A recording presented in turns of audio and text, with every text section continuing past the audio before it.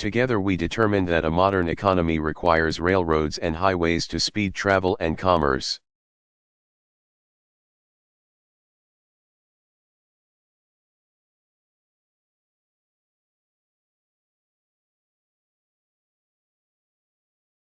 Schools and colleges to train our workers.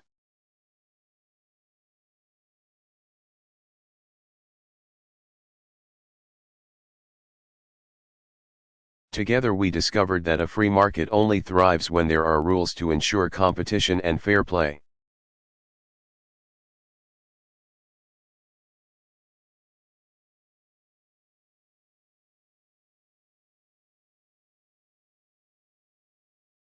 Together we resolved that a great nation must care for the vulnerable.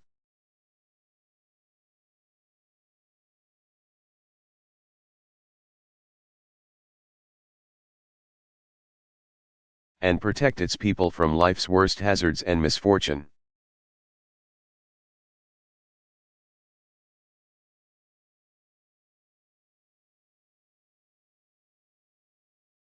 Through it all, we have never relinquished our skepticism of central authority.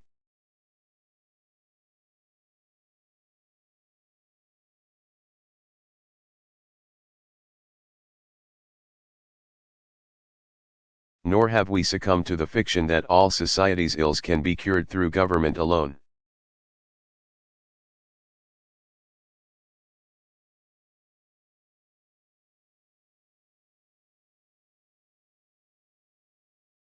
Our celebration of initiative and enterprise.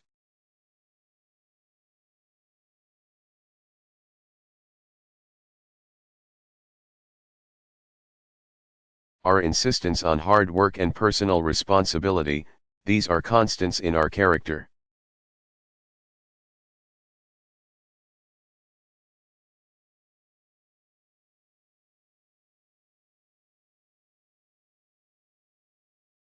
But we have always understood that when times change, so must we, that fidelity to our founding principles requires new responses to new challenges.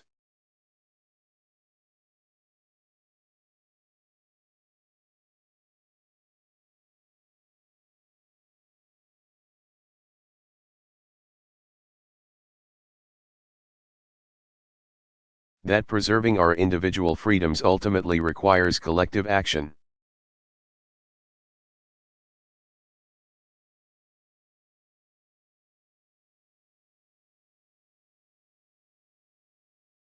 For the American people can no more meet the demands of today's world by acting alone than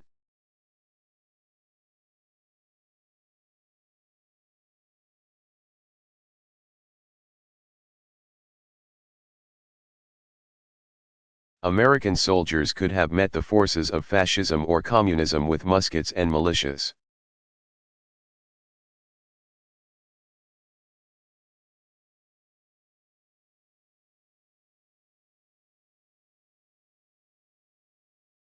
No single person can train all the math and science teachers we'll need to equip our children for the future.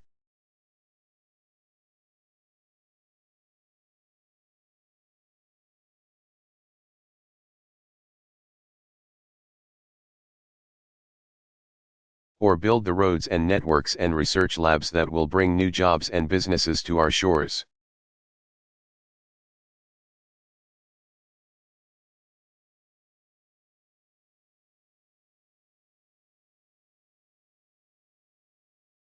Now, more than ever, we must do these things together, as one nation and one people.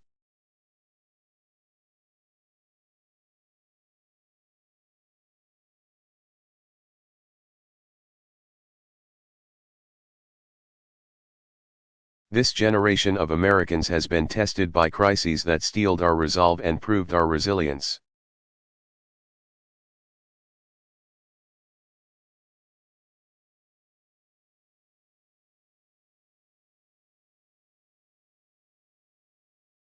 A decade of war is now ending.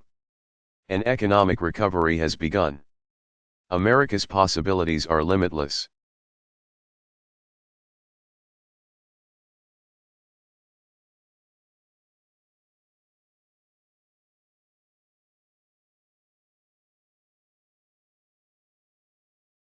For we possess all the qualities that this world without boundaries demands.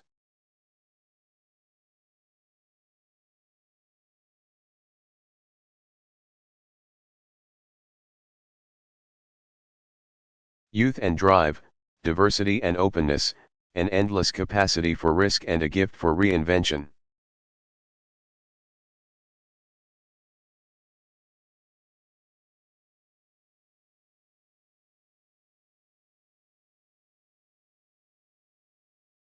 My fellow Americans, we are made for this moment, and we will seize it so long as we seize it together.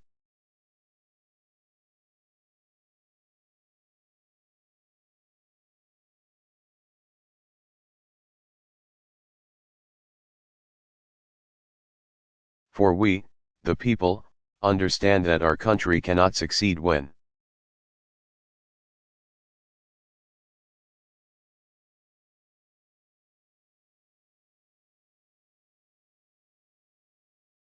a shrinking few do very well and a growing many barely make it.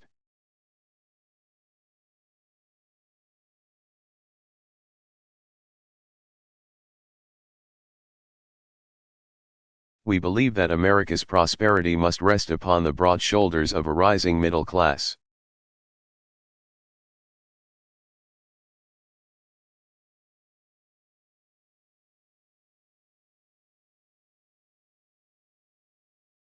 We know that America thrives when every person can find independence and pride in their work.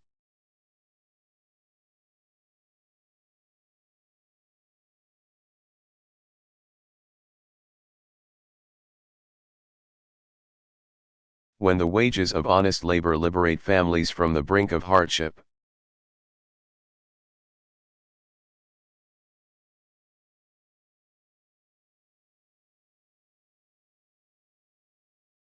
We are true to our creed when a little girl born into the bleakest poverty knows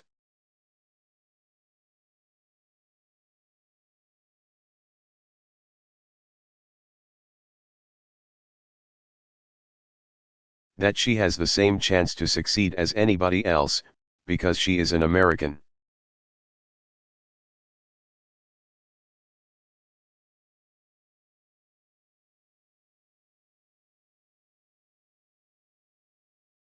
She is free, and she is equal, not just in the eyes of God but also in our own.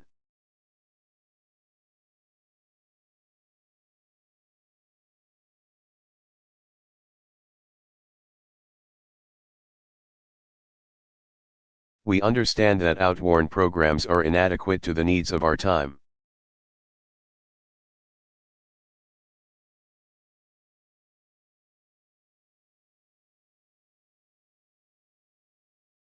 So we must harness new ideas and technology to remake our government, revamp our tax code, reform our schools.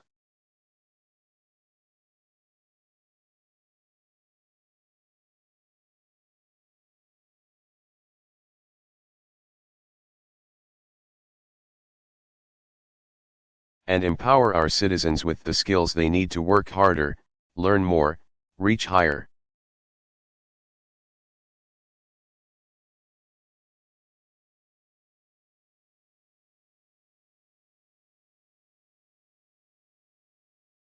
But while the means will change, our purpose endures.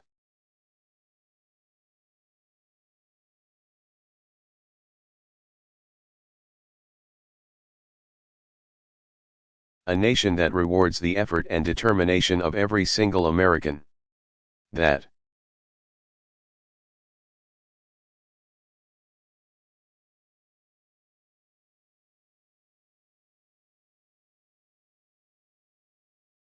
is what this moment requires. That is what will give real meaning to our creed.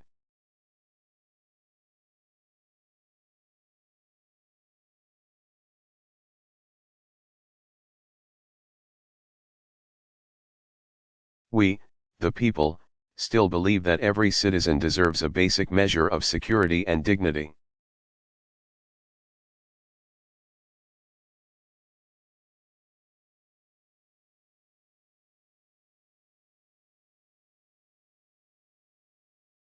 We must make the hard choices to reduce the cost of healthcare and the size of our deficit.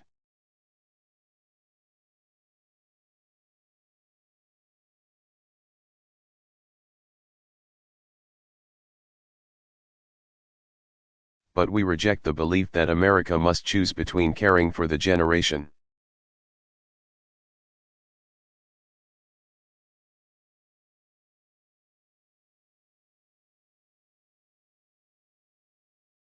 That built this country and investing in the generation that will build its future.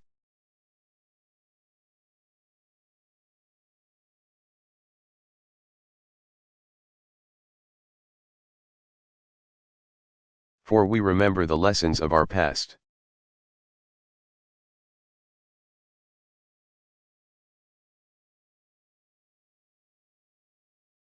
When twilight years were spent in poverty and parents of a child with a disability had nowhere to turn.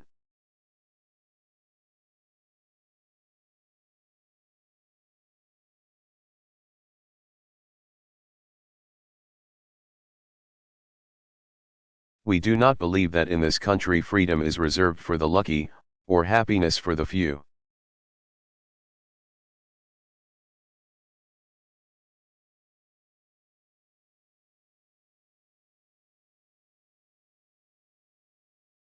We recognize that no matter how irresponsibly we live our lives,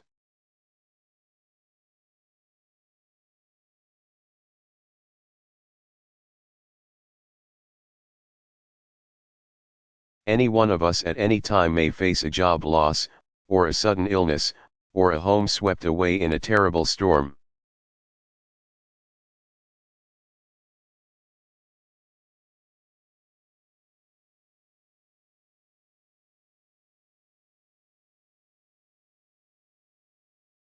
The commitments we make to each other through Medicare and Medicaid and Social Security.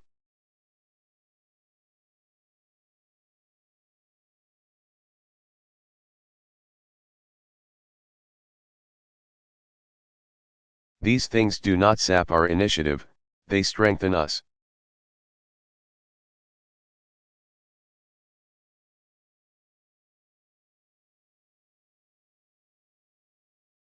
They do not make us a nation of takers, they free us to take the risks that make this country great.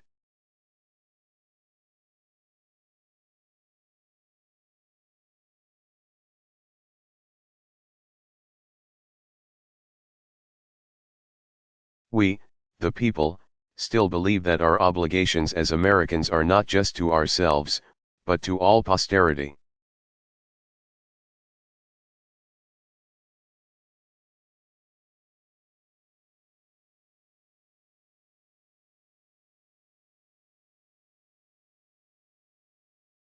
We will respond to the threat of climate change.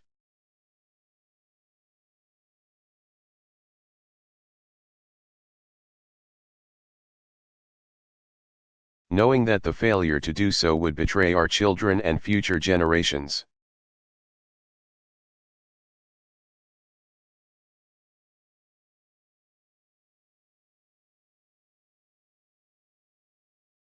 Some may still deny the overwhelming judgment of science.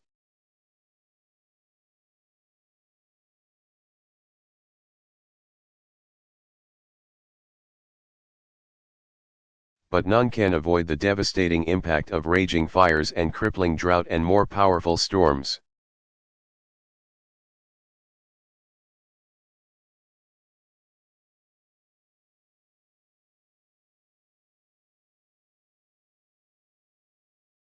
The path towards sustainable energy sources will be long and sometimes difficult.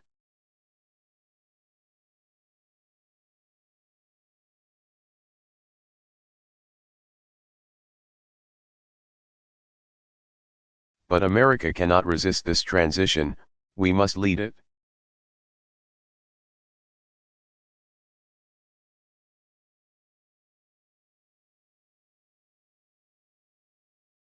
We cannot cede to other nations the technology that will power new jobs and new industries.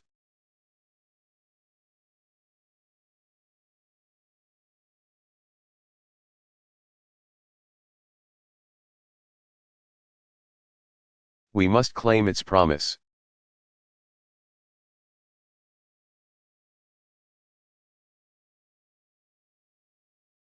That's how we will maintain our economic vitality and our national treasure, our forests and waterways.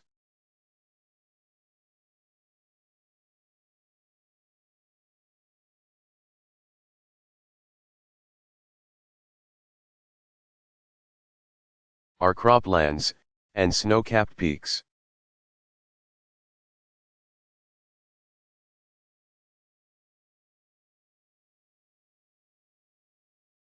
That is how we will preserve our planet, commanded to our care by God.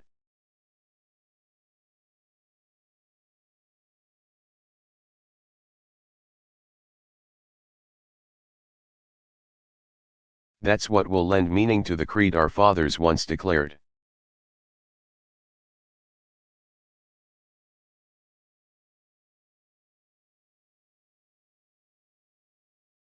We, the people, still believe that enduring security and lasting peace do not require perpetual war.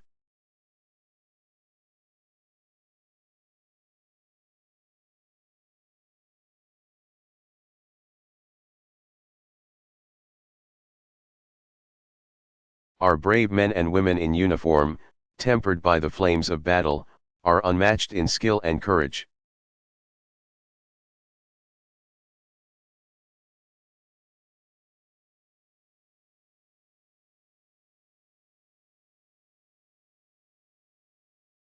Our citizens, seared by the memory of those we have lost, know too well the price that is paid for liberty.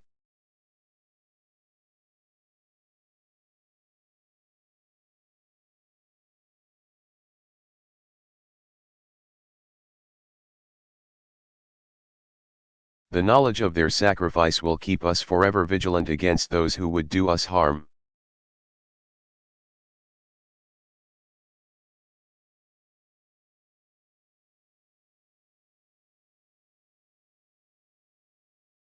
But we are also heirs to those who won the peace and not just the war.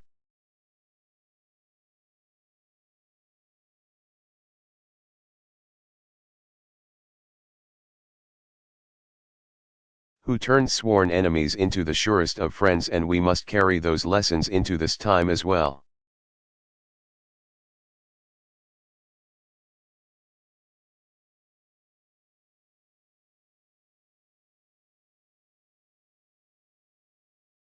We will defend our people and uphold our values through strength of arms and rule of law.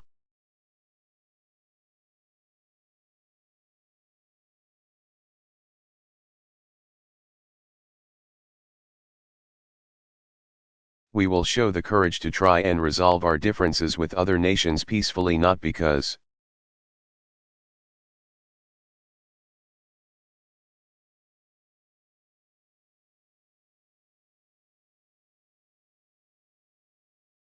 we are naive about the dangers we face, but because engagement can more durably lift suspicion and fear.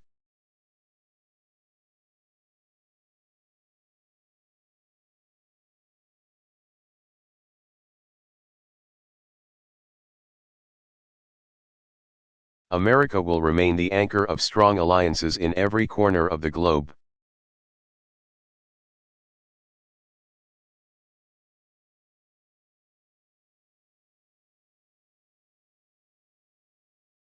And we will renew those institutions that extend our capacity to manage crisis abroad.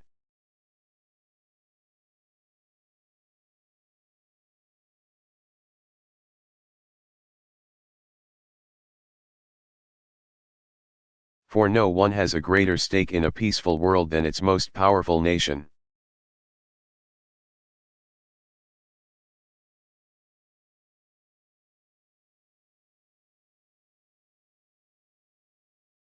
We will support democracy from Asia to Africa, from the Americas to the Middle East.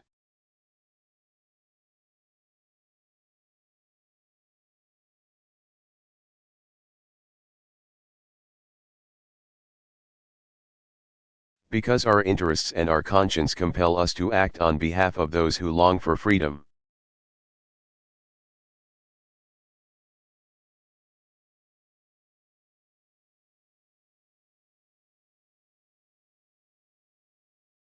And we must be a source of hope to the poor, the sick, the marginalized.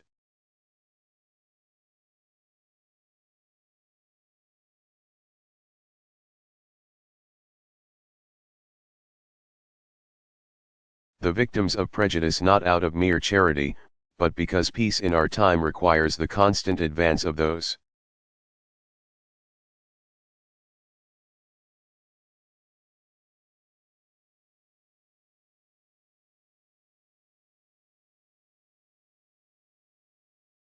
principles that our common creed describes: tolerance and opportunity, human dignity and justice.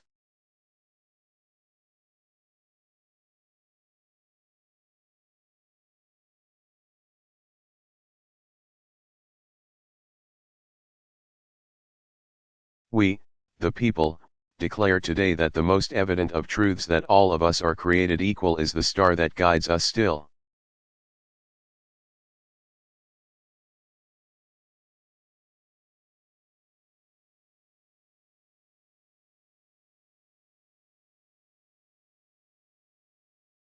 Just as it guided our forebears through Seneca Falls.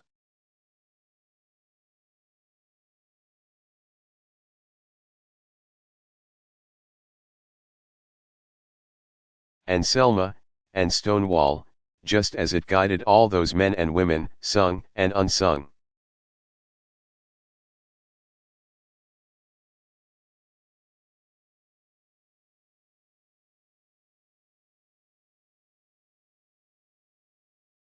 Who left footprints along this great mall, to hear a preacher say that we cannot walk alone.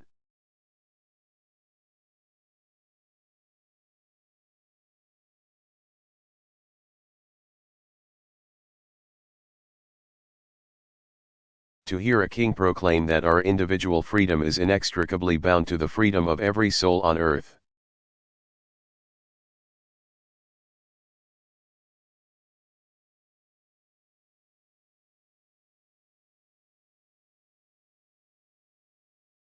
It is now our generation's task to carry on what those pioneers began.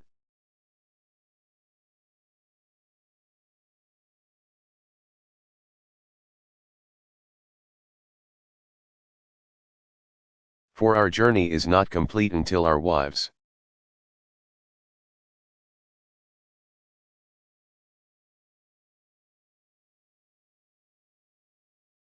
our mothers and daughters can earn a living equal to their efforts.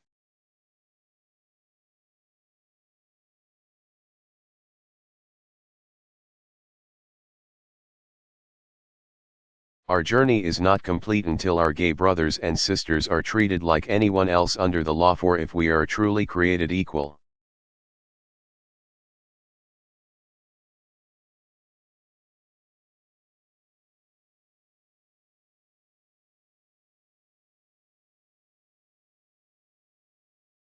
then surely the love we commit to one another must be equal as well.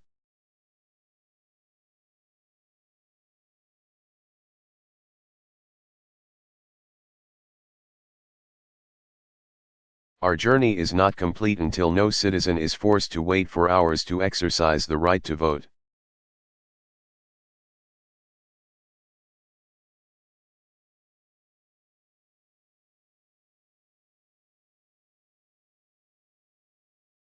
Our journey is not complete until we find a better way to welcome the striving.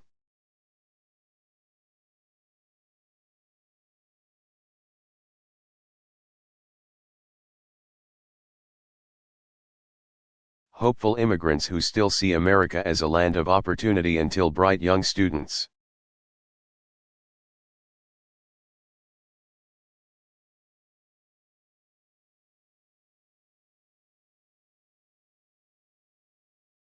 And engineers are enlisted in our workforce rather than expelled from our country.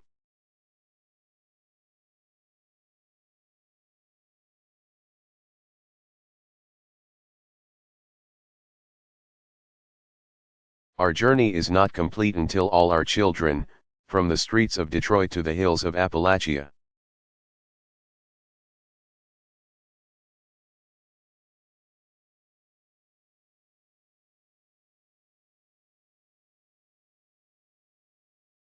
to the quiet lanes of Newtown, know that they are cared for and cherished and always safe from harm.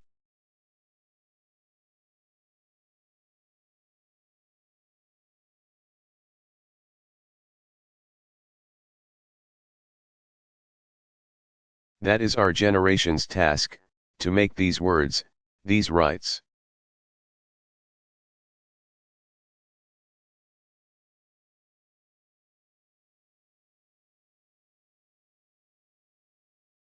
These values of life and liberty and the pursuit of happiness real for every American.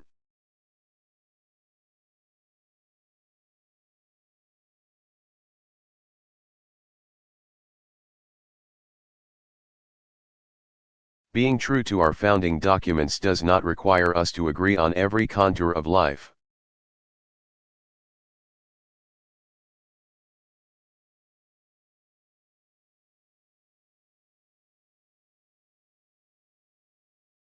It does not mean we all define liberty in exactly the same way or follow the same precise path to happiness.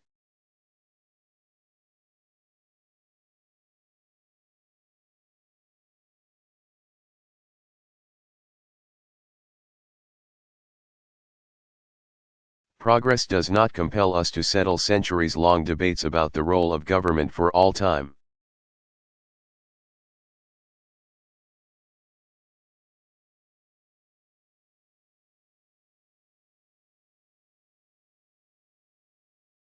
But it does require us to act in our time.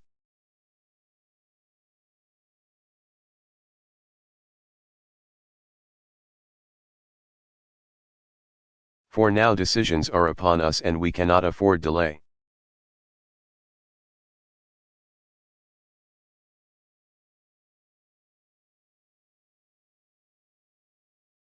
We cannot mistake absolutism for principle.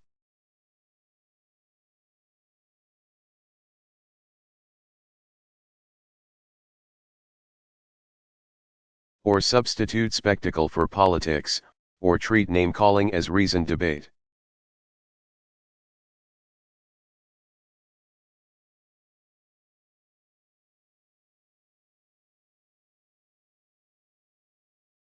We must act, knowing that our work will be imperfect.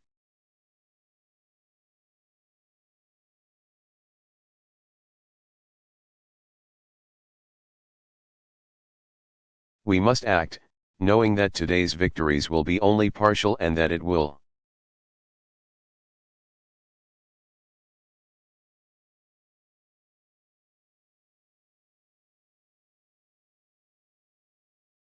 be up to those who stand here in 4 years and 40 years and 400 years hence to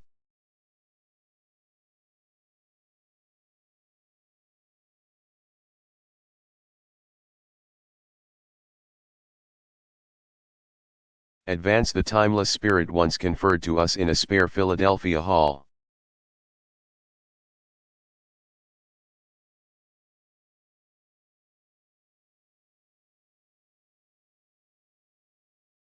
My fellow Americans, the oath I have sworn before you today.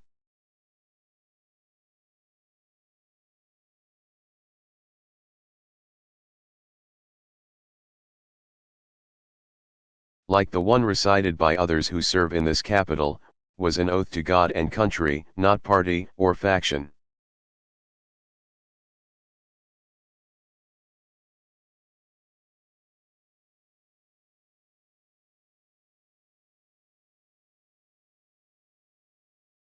And we must faithfully execute that pledge during the duration of our service.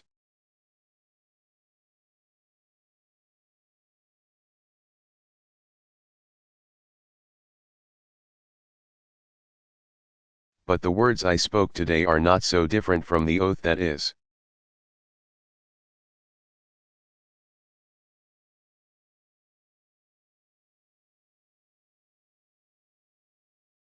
Taken each time a soldier signs up for duty or an immigrant realizes her dream.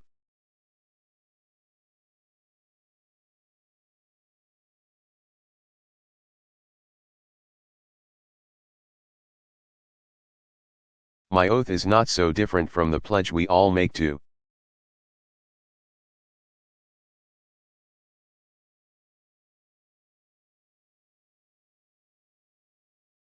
the flag that waves above and that fills our hearts with pride.